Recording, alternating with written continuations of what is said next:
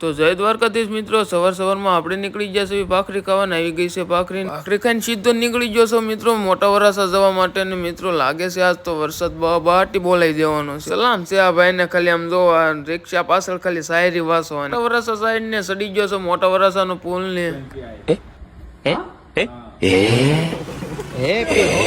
આશિયાભાઈ ઉતાવળે એટલે લીવર જાય છે. ને મિત્રો આપણે ગાડીમાં થઈ ગઈ હતી પીયુસી પૂરીને આવી ગયો છો પીયુસી કઢાવવા.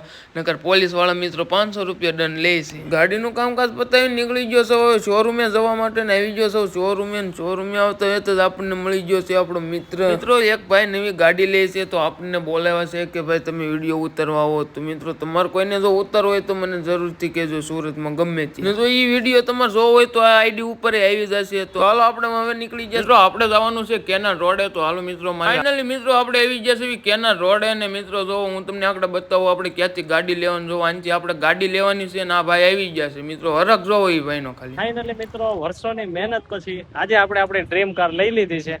હાલો આવી જાવ બતાવી દઉં કઈ મિત્રો. એ ખેંચો મિત્રો ગાડી લેવામાં હરખમાં નરખમાં આગળ ઓલું બોર્ડ આવે એ રીતે હારો હાલ લઈને વહી જતા પછી મિત્રો પાછો દેવા ગયો ને મિત્રો હું શોરૂમે જવા માટે નીકળ્યો ત્યાં એક વચમાં ટેમ્પોડીનો ટાયર જ ફાટી ગયું હતું ને મારી ગાડી કરી નાખીશું. એક ચાલીને સ્પીડમાં નીકળી ગયો છું શોરૂમે જવા માટે ને આવી ગયો છું હવે મોટા વરાસાથી સીધો જ પહોંચી ગયો છું શોરૂમે આવતા હોય તો મિત્રો કસ્ટમર આવી જતા. મિત્રો પછી આપણે નીકળી ગયા છીએ હવે ઘરે જવા માટે. ને મિત્રો ઘરે આવતા હોય તો આપણને બે આપણા ખાસ મિત્રો મળી ગયા છે, કુલદીપભાઈ ને બલીભાઈ ડાંગર. દિનેશભાઈ કેવું લાગે છે ગાડી લઈને? અરે બહુ મજા આવે, એમાં થોડી કઈ ઘટે. એમ ગાડી લઈને તો મજા જ આવ્યા કરે ને. હરખ કાક બહાર કાઢવો હોય તો હરખ એટલે હરખ વાત જવા દે. હરખ તો જિંદગીમાં કોઈ દી નથી આવ્યો. ફોન માં જ તો અરે પણ હજી એક વખત મિત્રો જેનિશભાઈ ને સપનું પૂરું થઈ ગયું છે તો હવે મારું સપનું ક્યારે પૂરું થાય?